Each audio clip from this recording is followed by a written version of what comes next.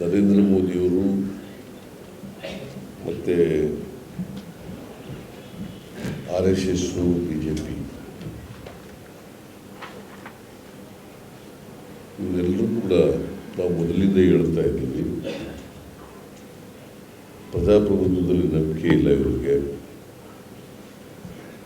ಸಂವಿಧಾನದ ಬಗ್ಗೆ ಗೌರವ ಇಲ್ಲ, ಸಂಸದೀಯ ವ್ಯವಸ್ಥೆಯಲ್ಲಿ ನಂಬಿಕೆ ಇಲ್ಲ. ಸೊ ಇದನ್ನು ಮೊದಲಿನಿಂದಲೂ ಕೂಡ ಹೇಳ್ತಾ ಇದ್ದೀವಿ. ಅವರ ಕೃತ್ಯಗಳ ಮೂಲಕ, ಅವರ ನಡವಳಿಕೆಗಳ ಮೂಲಕ ಇವು ಅನೇಕ ಸಾರಿ ಅವರ ನಿಲುವನ್ನು ಸ್ಪಷ್ಟಗೊಳಿಸಿದರು. ಹೇಗೆ ಅವರು ಪ್ರಜಾಪ್ರಭುತ್ವದ ಕತ್ತನ್ನು ಎಸಗ್ತಾ ಇದ್ದಾರೆ, ಸಂವಿಧಾನವನ್ನು ಬದಲಾವಣೆ ಮಾಡಬೇಕು ಅಂತಕ್ಕಂಥ ಅವರು ಇದನ್ನು ಅಜೆಂಡಾ ಅನೇಕ ಸಾರಿ ಪಕ್ಷದ ಅಧ್ಯಕ್ಷರು ಹೇಳದೇವರು ಕೂಡ, ಪ್ರಧಾನಮಂತ್ರಿಗಳು ಹೇಳದೇವರು ಕೂಡ ಬೇರೆಯವ್ರ ಕೈಲಿ ಹೇಳಿಸ್ತಾ ಇದ್ದಾರೆ, ಬೇರೆಯವ್ರ ಕೈಲಿ ಹೇಳಿಸ್ತಾ ಇದ್ದಾರೆ.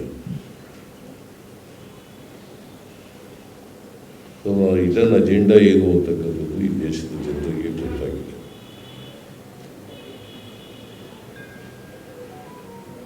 ಅವರು ಸರ್ವಾಧಿಕಾರದಲ್ಲಿ ನಂಬಿಕೆ ಇಟ್ಕೊಂಡಿರ್ತಕ್ಕಂಥದ್ದು.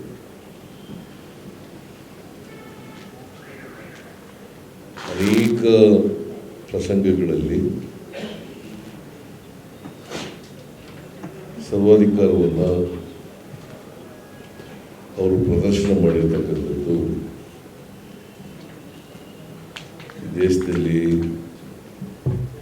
ಈ ದೇಶದ ಜನರಿಗೆ ಮತ್ತು ನಿಮಗೆಲ್ಲ ಗೊತ್ತಿದೆ ಅಂತಕ್ಕಂಥದ್ದು ನನ್ನ ಭಾವನೆ.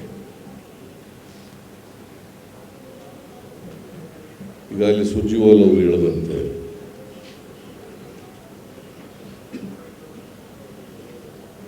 ಯಾವುದೇ ಚುನಾವಣೆ ನಮ್ಮ ಸಂವಿಧಾನದ ರೀತಿಯ ಫ್ರೀಯಾಗಿರಬೇಕು ಮತ್ತು ಫೇರ್ ಆಗಿರಬೇಕು ಅಂತ ಹೇಳ್ತಾರೆ. ಫ್ರೀಯಾಗಿರಬೇಕು, ಫೇರ್ ಆಗಿರಬೇಕು. ಚುನಾವಣೆ ಎಲ್ಲರಿಗೂ ಕೂಡ ಸಮಾನ ಮುಕ್ತವಾದಂಥ ಅವಕಾಶ ಇದೆ ರೀತಿಯಲ್ಲಿ ನಡೆಯುತ್ತೆ. ನಮ್ಮ ಪ್ರಜಾಪ್ರಭುತ್ವ ವ್ಯವಸ್ಥೆಯಲ್ಲಿ ಅನೇಕ ರಾಜಕೀಯ ಪಕ್ಷಗಳು ಚುನಾವಣೆಗಳನ್ನು ಎದುರಿಸ್ತವೆ. ಸಂವಿಧಾನ ಅವಕಾಶ ಕೂಡ ಮಾಡಿಕೊಟ್ಟಿದೆ. ನಿಮಗೆಲ್ಲ ಗೊತ್ತಿರೋ ರೀತಿಯಲ್ಲಿ ಕಾಂಗ್ರೆಸ್ ಪಕ್ಷ ದೇಶದಲ್ಲಿ ಒಂದು ಹಳೆಯ ರಾಜಕೀಯ ಪಕ್ಷ, ಸ್ವಾತಂತ್ರ್ಯಕ್ಕಾಗಿ ಹೋರಾಟ ಮಾಡಿದಂಥ ಪಕ್ಷ ಬ್ರಿಟಿಷ್ನವರು. ಇವತ್ತು ಈ ದೇಶಕ್ಕೆ ಸ್ವಾತಂತ್ರ್ಯ ಸಿಕ್ಕಿದ್ರೆ ಕಾಂಗ್ರೆಸ್ ಪಕ್ಷದ ಹೋರಾಟ ಅಂತದನ್ನು ಮರೀಲಿಕ್ಕೆ ಸಾಧ್ಯ ಇಲ್ಲ. ಮಹಾತ್ಮ ಗಾಂಧೀಜಿಯವರ ನೇತೃತ್ವದಲ್ಲಿ ಅನೇಕ ಜನ ಆಸ್ತಿ ಪಾಸ್ತಿಗಳನ್ನು ಕಳ್ಕೊಂಡಿದ್ದಾರೆ, ಪ್ರಾಣಗಳನ್ನು ಕಳ್ಕೊಂಡಿದ್ದಾರೆ, ಹುತಾತ್ಮರಾಗಿದ್ದಾರೆ.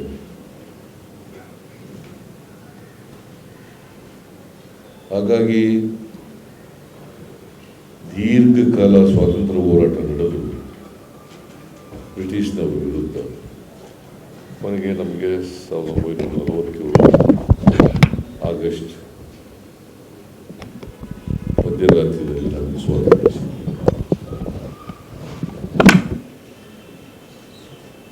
ಇವೆಲ್ಲ ಇತಿಹಾಸ ನೋಡಿದಾಗ ಈ ಸ್ವಾತಂತ್ರ್ಯ ಹೋರಾಟದಲ್ಲಿ RSSನವರಾಗಲಿ BJPಯವರಾಗಲಿ ಅವರು ಹೋರಾಟದಲ್ಲಿ ಸಕ್ರಿಯವಾಗಿ ಭಾಗವಹಿಸಿದರು.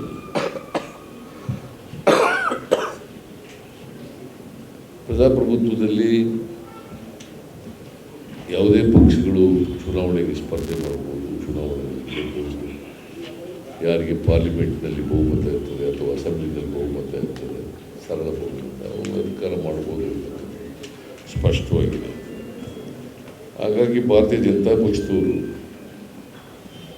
ಅವರ ಸ್ವಾತಂತ್ರ್ಯ ಹೋರಾಟದಲ್ಲಿ ಏನು ಕೊಡುಗೆ ಇಲ್ಲದವರು ಕೂಡ ಇವತ್ತು ದೇಶವನ್ನು ಆಳ್ತಾ ಇದ್ದಾರೆ.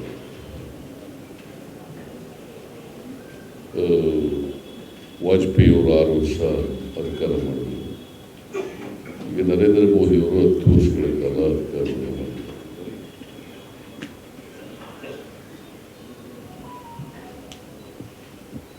ಜನರು ಪ್ರಜಾಪ್ರಭುತ್ವದಲ್ಲಿ ಜನರ ಅಭಿಪ್ರಾಯನೇ ಪರಮೋಚ್ಚ. ಜನರು ಯಾರ ಪರವಾಗಿ ಅಭಿಪ್ರಾಯ ಕೊಡ್ತಾರೆ, ಅವರು ತೀರ್ಪು ಕೊಡ್ತಾರೆ, ಅವರು ಅಧಿಕಾರವನ್ನು ಮಾಡಲಿಕ್ಕೆ ಅವಕಾಶ ಇದೆ. ಸಂವಿಧಾನ ಹೇಳಿದೆ, ಅದೇ ಪ್ರಜಾಪ್ರಭುತ್ವದ ಲಕ್ಷಣ. ಈಗ ರಾಜಕೀಯ ಪಕ್ಷಗಳು ಜನರಿಂದ ಹಣ ಕಲೆಕ್ಟ್ ಮಾಡ್ತಾರೆ. ಪಕ್ಷ ನಡೆಸಬೇಕಲ್ಲ, ರಾಜಕೀಯ ಪಕ್ಷ ನಡೆಸಬೇಕಾದ್ರೆ ಜನರು ದೇಣಿಗೆ ಕೊಡ್ತಾರೆ, ಪಕ್ಷಕ್ಕೆ ವಂತಿಗೆ ಕೊಡ್ತಾರೆ. ಆ ಹಣ ರಾಜಕೀಯ ಪಕ್ಷದ್ದು ಹಣ, ಜನರ ಹಣ, ಕೊಟ್ಟಿರ್ತಕ್ಕಂಥ ವಂತಿಗೆ ಕೊಟ್ಟಿರ್ತಕ್ಕಂಥ ಹಣ ಜನರು, ಅದು ಪಕ್ಷದ ಹಣ ಅಂತ. ಇವತ್ತು ಚುನಾವಣೆ ಹತ್ರ ಇರುವಾಗ ಕಾಂಗ್ರೆಸ್ ಪಕ್ಷದಂಥ ಒಂದು ಹಳೆಯ ರಾಜಕೀಯ ಪಕ್ಷದ ಅಲ್ಲಿರ್ತಕ್ಕಂಥ ಹಣವನ್ನೇ ನಿರ್ಬಂಧ ಮಾಡಿ ಸೀಜ್ ಮಾಡ್ತಕ್ಕಂಥ ಕೆಲಸವನ್ನು ಮಾಡಿದ್ದಾರೆ. ಇದು ನೀವು ಯೋಚನೆ ಮಾಡಿ. ಈ ರೀತಿಯಾಗಿ ಯಾವುದೋ ಒಂದು ಸಣ್ಣ ಕ್ಷುಲ್ಲಕ ಕಾರಣ ಇಟ್ಕೊಂಡು ಇಡೀ ಅಕೌಂಟನ್ನು ಸೀಜ್ ಮಾಡೋದು,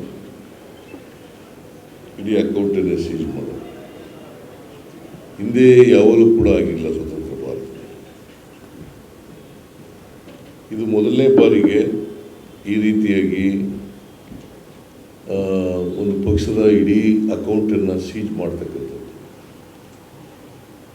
ಅವರಿಗೆ ಚುನಾವಣೆಯಲ್ಲಿ ಓಡಾಡಬಾರ್ದು, ಪ್ರಚಾರ ಮಾಡಬಾರ್ದು, ಪ್ರಚಾರ ಸಾಮಗ್ರಿಗಳಿಗೆ ದುಡ್ಡಿಲ್ಲದಾಗ ಆಗಬೇಕು, ಆಮೇಲೆ ಪ್ರವಾಸ ಮಾಡಬಾರ್ದು, ಚುನಾವಣಾ ಕ್ಯಾಂಪೇನಿಂಗ್ ಮಾಡ್ತಕ್ಕಂಥದ್ದನ್ನು ಕೂಡ ಮಾಡಲಿಕ್ಕೆ ಆಗದೇ ಇರತಕ್ಕಂಥ ಪರಿಸ್ಥಿತಿಯನ್ನು ನಿರ್ಮಾಣ ಮಾಡಿ. ಇದು ಅತ್ಯಂತ ಖಂಡನೀಯ ಮತ್ತು ಪ್ರಜಾಪ್ರಭುತ್ವ ವಿರೋಧಿ ಕ್ರಮ. ಇದರಿಂದ ಏನಾಗ್ತದೆ, ಪ್ರಜಾಪ್ರಭುತ್ವ ಹಾಳಾದರೆ, ಸಂವಿಧಾನ ಹಾಳಾದರೆ, ನಮ್ಮಲ್ಲಿರ್ತಕ್ಕಂಥ 3 ಅಂಗಗಳೇನಿದ್ದಾವೆ, ಕಾರ್ಯಾಂಗ,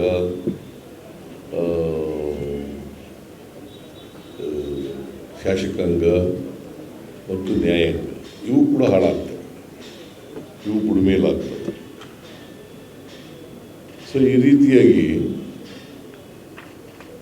BJPಯವರು ಮನುಸ್ಮೃತಿನಲ್ಲಿ ನಂಬಿಕೆ ಇಟ್ಕೊಂಡಿದ್ದಾರೆ.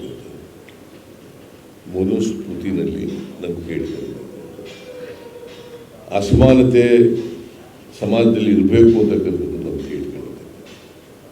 ಮೇಲು ಕೀಳು ಇರಬೇಕು ಅಂತಕ್ಕಂಥದ್ದು ನಂಬಿಕೆ ಇಟ್ಕೊಂಡಿದ್ದಾರೆ. ಅಸಮಾನತೆ ಇದ್ದರೆ, ಮೇಲು ಕೀಳಿದ್ದರೆ, ಬಡತನ ಸಿರಿತನ ಇದ್ದರೆ, ಸಮಾಜದಲ್ಲಿ ನಿರುದ್ಯೋಗ ಇದ್ದರೆ, ಅನಕ್ಷರತೆ ಇದ್ದರೆ ಶೋಷಣೆ ಮಾಡಲಿಕ್ಕೆ ಸುಲಭ ಅಂತಕ್ಕಂಥದ್ದು ಅವರ ನಿಲುವು. ನೂರಾರು ವರ್ಷಗಳ ಕಾಲ ಸಮಾಜದಲ್ಲಿ, ನಮ್ಮ ಭಾರತೀಯ ಸಮಾಜದಲ್ಲಿ ಶೋಷಣೆ ಆಗಿದೆ. ಜಾತಿ ವ್ಯವಸ್ಥೆ ಹೆಸರಿನಲ್ಲಿ, ಮನುಸ್ಮೃತಿ ಹೆಸರಿನಲ್ಲಿ ಶೋಷಣೆಗಳು ನಡೀತಾ ಇದ್ದಾವೆ, ಈಗಲೂ ನಡೀತಾ ಇದೆ. ಅದಕ್ಕೋಸ್ಕರನೇ ಸಾವಿರಾರು ವರ್ಷಗಳಿಂದ ಬದಲಾವಣೆಗೆ ಪ್ರಯತ್ನಗಳು ನಡೀತಾ ಇದ್ರೂ ಕೂಡ ಪ್ರಯತ್ನಗಳಾಗ್ತಾ ಇದೆ. ಬುದ್ಧನ ಕಾಲದಿಂದ ಇವತ್ತಿನವರೆಗೆ ಬದಲಾವಣೆಗೆ ಪ್ರಯತ್ನಗಳಾಗ್ತಾ ಇದ್ರೂ ಕೂಡ ಬದಲಾವಣೆ ಆಗ್ತಾ ಇಲ್ಲ. ಜಾತಿ ವ್ಯವಸ್ಥೆ ಹೋಗ್ತಾ ಇಲ್ಲ.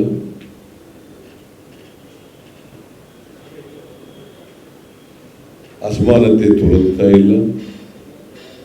ನಮ್ಮ ಸಂವಿಧಾನದಲ್ಲಿ ಬಹಳ ಸ್ಪಷ್ಟವಾಗಿ ಅಸಮಾನತೆಯನ್ನು ತೊಲಗಬೇಕು ಅಂತಕ್ಕಂಥದ್ದು ಬಹಳ ಸ್ಪಷ್ಟವಾಗಿರ್ತಕ್ಕಂಥ ಸಮಾನತೆ ಬರಬೇಕು, ಎಲ್ರಿಗೂ ಸಮಾನ ಅವಕಾಶಗಳು ಸಿಗಬೇಕು, ಸಮಾಜ ನಿರ್ಮಾಣ. ಇದಕ್ಕೆ ವಿರುದ್ಧವಾಗಿರ್ತಕ್ಕಂಥವರು ಭಾರತೀಯ ಜನತಾ ಪಕ್ಷದವರು. ಅದಕ್ಕೋಸ್ಕರನೇ ಅವರು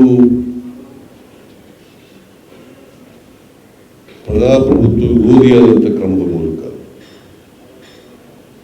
ಇವತ್ತು ರಾಜಕೀಯ ಪಕ್ಷಗಳ ಕತ್ತನ್ನು ಇಸಿರ್ತಕ್ಕಂಥ ಕೆಲಸವನ್ನು ಮಾಡ್ತಾರೆ. ನಾನು ಸುರ್ಜೇವಾಲಾ ಅವರು ಹೇಳಿದ್ನೆಲ್ಲ ಮತ್ತೆ ರೀಟ್ರೀಟ್ ಮಾಡೋಕ್ಕೆ ಹೋಗಲ್ಲ ನಾನು. ಇದು ಅತ್ಯಂತ ಖಂಡನೀಯವಾದಂಥ ರೀತಿಯಲ್ಲಿ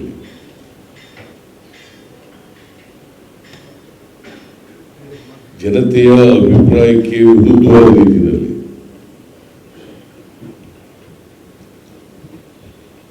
ಸಂವಿಧಾನಕ್ಕೆ ವಿರುದ್ಧವಾದ ರೀತಿಯಲ್ಲಿ ನಡ್ಕೊತಾ ಇದ್ದಾರೆ. ಒಂದು ಪಕ್ಷದ ಅಕೌಂಟನ್ನು ಸೀಜ್ ಮಾಡಿ ಆ ಪಕ್ಷನ ನಿಷ್ಕ್ರಿಯಗೊಳಿಸ್ತಕ್ಕಂಥ, ಕತ್ತಿಸಿರ್ತಕ್ಕಂಥ ಕೆಲಸ ಮಾಡ್ತಾ ಇರ್ತಕ್ಕಂಥದ್ದು ಇದೆಯಲ್ಲ, ಅದು ಚುನಾವಣಾ ಸಂದರ್ಭದಲ್ಲಿ ಮಾಡ್ತಾ ಇರ್ತಕ್ಕಂಥದ್ದು ಇದೆಯಲ್ಲ, ಇದನ್ನು ಯಾರು ಕೂಡ ಒಪ್ಪಲಿಕ್ಕೆ ಸಾಧ್ಯ ಇಲ್ಲ. ಯಾಕೆ ಹಿಂಗೆ ಮಾಡ್ತಾ ಇದ್ದಾರೆ ಅಂತ ನನಗನ್ಸುತ್ತೆ, ಅವ್ರಿಗೆ ಸೋಲು ಭೀತಿ ಶುರುವಾಗಿರುತ್ತೆ. ಈ ಲೋಕಸಭಾ ಚುನಾವಣೆಯಲ್ಲಿ ಸೋಲ್ತೀವಿ ಅಂತಕ್ಕಂಥ ಭೀತಿ ಶುರುವಾಗಿದೆ. ಆ ಭೀತಿಯಿಂದ ರಾಜಕೀಯ ಪಕ್ಷವನ್ನು ನಿಷ್ಕ್ರಿಯಗೊಳಿಸ್ತಕ್ಕಂಥ ಕೆಲಸವನ್ನು ಮಾಡ್ತಾ ಇದೆ. ಅಭ್ಯರ್ಥಿಗೆ ಸಹಾಯ ಮಾಡಬಾರ್ದು, ಪ್ರವಾಸ ಮಾಡಬಾರ್ದು, ಚುನಾವಣಾ ಪ್ರಚಾರ ಮಾಡಬಾರ್ದು, ಪ್ರಚಾರ ಸಾಮಗ್ರಿಗಳನ್ನು ಅಭ್ಯರ್ಥಿಗಳಿಗೆ ಕೊಡಬಾರ್ದು, ಇವೆಲ್ಲವನ್ನು ಕೂಡ ನಿರ್ಬಂಧ ಮಾಡಬೇಕಾದ್ರೆ ಅಕೌಂಟ್ನ ಸೀಜ್ ಮಾಡ್ಬೋಣ, ಒಂದು ಪೈಸನೇ ಇಲ್ಲೇನ ಮಾಡ್ಬೋಣ. ಅದೇ BJPಗೆ ಎಷ್ಟು ಬಾಂಡ್ಗಳ ಮೂಲಕ ದುಡ್ಡು ಬಂದಿದೆ, ಅವ್ರನ್ನ ಯಾಕೆ ಸೀಜ್ ಮಾಡಿಲ್ಲ? ಆಯ್ತಪ್ಪ, ನಾವು ಅವ್ರದ್ದು ಮಾಡಬೇಕಲ್ಲ, BJP ಅವ್ರದ್ದು ಮಾಡಬೇಕಲ್ಲ. ಆಮೇಲೆ ಇನ್ಕಮ್ ಟ್ಯಾಕ್ಸು ರೈಡ್ ಮಾಡೋದು ಯಾರನ್ನ, ಏನು ಬರೀ ಶ್ರೀಮಂತರೆಲ್ಲ ವಿರೋಧ ಪಕ್ಷದಲ್ಲೇ ಇದ್ದಾರಾ?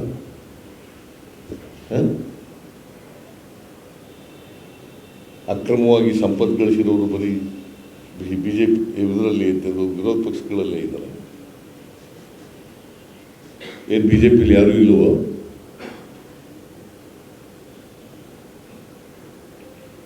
ಭ್ರಷ್ಟಾಚಾರದ ಪಿತಾಮಹರು ಅವರು. ಈಗ ನೋಡಿ, ಈ ಆಪರೇಷನ್ ಕಮಲ ಅಂತ ಶುರು ಮಾಡಿದ್ದು ಕರ್ನಾಟಕದಲ್ಲಿ ಅವರೇ ಅಲ್ವಾ? ಏನು ಆಪರೇಷನ್ ಕಮಲ ಸುಮ್ಮನೆ ಮಾಡಿದ್ರ? ರಾಜೀನಾಮೆ ಕೊಡಿಸಿ ಕೋಟಿಗಟ್ಟಲೆ ದುಡ್ಡು ಖರ್ಚು ಮಾಡಿ, ಎಲೆಕ್ಷನ್ನಲ್ಲಿ ಖರ್ಚು ಮಾಡಿ, ಅವ್ರಿಗೆ ರಾಜೀನಾಮೆ ಕೊಟ್ಟವರಿಗೆ ಕೋಟಿಗಟ್ಟಲೆ ಹಣ ಕೊಟ್ಟು ರಾಜೀನಾಮೆ ಕೊಡಿಸಿ ಇವತ್ತು ಕೂಡ ಪ್ರಯತ್ನ ಮಾಡ್ತಾರೆ ಕರ್ನಾಟಕದಲ್ಲಿ.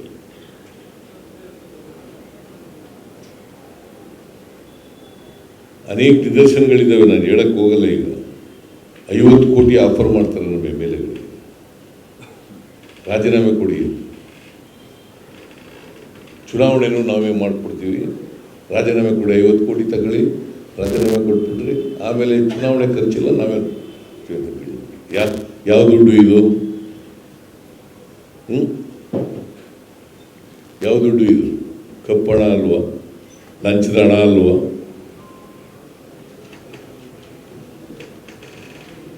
ಈಗ BJPಯವರು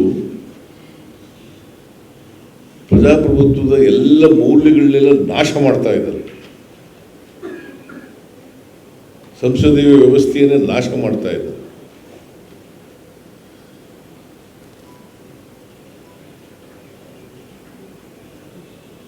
ಜನರ ಅಭಿಪ್ರಾಯ ಅವ್ರಿಗೆ ಇಲ್ಲ ಅಂತ ಗೊತ್ತಾಗ್ಬಿಟ್ಟಿದೆ ಈ ಸಾರಿ.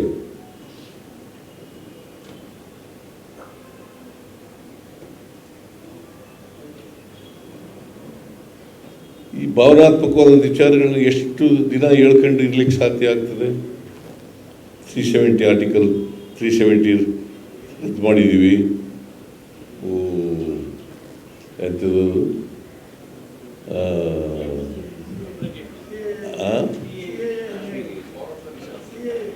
CAA ಅದನ್ನು ಮಾಡೋದ್ರ ಮೂಲಕ ಪುಲ್ವಾಮಾ ಎಷ್ಟು ಸಾರಿ ಹೇಳ್ತಾರೆ ರಾಮ ಮಂದಿರ ಕಟ್ಟೋದು. ಜನಗಳನ್ನ ಭಾವನಾತ್ಮಕವಾಗಿ ದಾರಿ ತಪ್ಪಿಸ್ತಕ್ಕಂಥ ಕೆಲಸ ಭಾಳ ವರ್ಷ ಮಾಡೋಕ್ಕಾಗಲ್ಲ. ಆದರೆ ಇಷ್ಟು ಮಾತ್ರ ಹೇಳ್ತೀನಿ, ಪ್ರಜಾಪ್ರಭುತ್ವಕ್ಕೆ ಧಕ್ಕೆ ಬಂದಾಗ ಭಾರತದ ಮತದಾರರು ಅವ್ರನ್ನ ಸುಮ್ಮನೆ ಇರಲಿಕ್ಕೆ ಬಿಡಲ್ಲ. ತಕ್ಕ ಶಾಸ್ತಿಯನ್ನು ಮಾಡೇ ಮಾಡ್ತಾರೆ, ತಕ್ಕ ಪಾಠವನ್ನು ಕಲಿಸ್ತಕ್ಕಂಥ ಕೆಲಸವನ್ನು ಮಾಡ್ತಾರೆ. ನನಗನ್ಸುತ್ತೆ ಇವರು ಈ ಸಾರಿ